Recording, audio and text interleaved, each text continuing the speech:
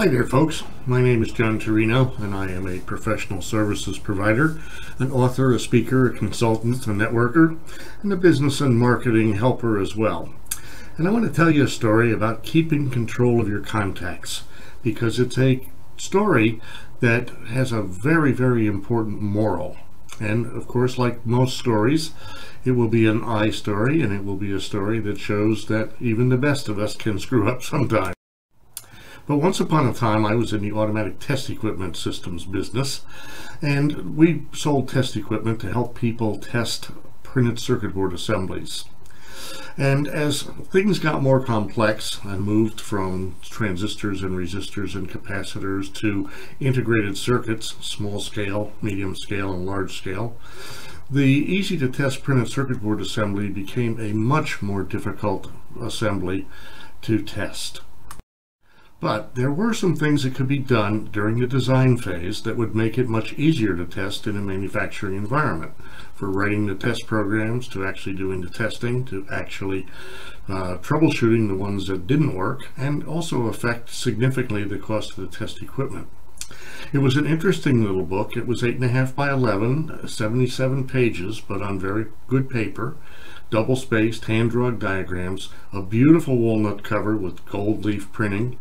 I published it myself, and this, remember, was in 1978, so it was done on a typewriter with hand-drawn diagrams. There were no computers, and you went to the printer and ordered 100 copies, and you went to the cover people and ordered 100 copies, and I self-published this thing for a price of $95, and everybody said I was nuts, that nobody would pay $95 for a book.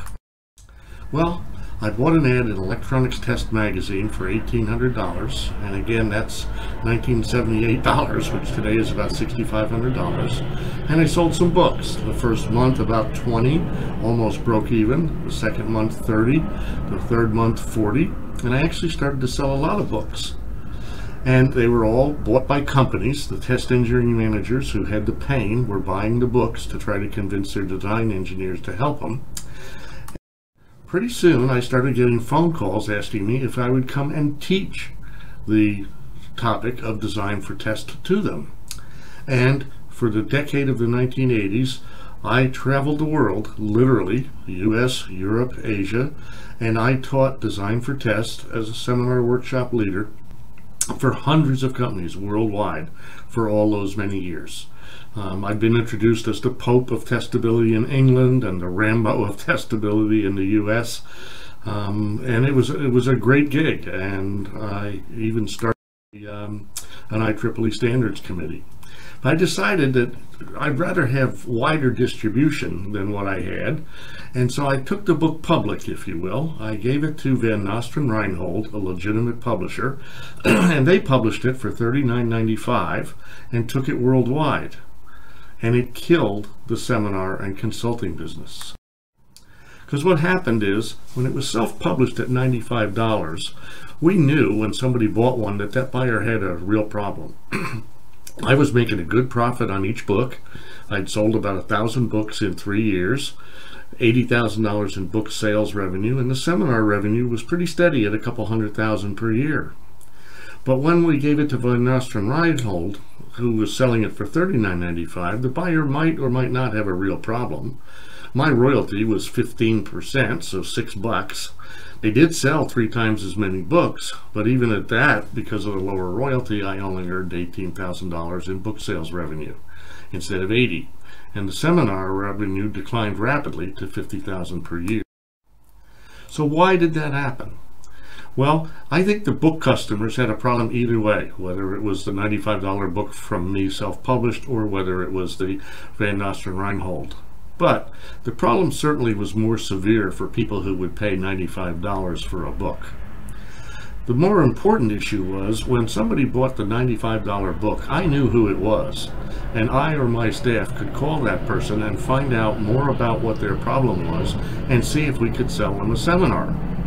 But when Van Nostrand Reinhold took it and put it into bookstores, we had no connection to who was buying that book. No idea whatsoever. But we wondered, had the testability market just dried up? Why weren't those customers calling us? But okay, the DFT market dried up and I wrote Concurrent Engineering. Did that in early 1991, sold that one for $150. And it worked good. I did seminars until I gave it to Van Nostrand Reinhold in 92. And then the same thing happened. So why did that happen? Book customers would have a problem either way, but I think it was clear that the problem was more severe for anybody who'd pay $150 for a book. But the big issue was, who was buying the $29.95 book? We didn't have the ability to see those people. There was a total contact disconnect. It was no longer possible to determine who was buying the books, who had the really painful problem, or were people just buying it because they were mildly or even very interested. The big point is, there was no one to call to inquire about the possibility of doing a seminar or some consulting work. So the moral of the story is, your list of contacts is your most important asset. You need to build that list, nurture the people on that list, safeguard that list, because if you lose a direct connection to your prospects and customers, you will lose your business.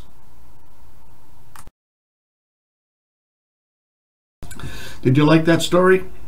It's really an interesting story, and it really has a moral. There are stories like that, more of them, in the book Inspiration Now, and I'd urge you, if you like the story you just heard, to go ahead and order your copy of that and help support these stories so that I can tell you more of them. You'll find the ordering information just to follow. Thanks for listening to the story, and thanks for ordering the book.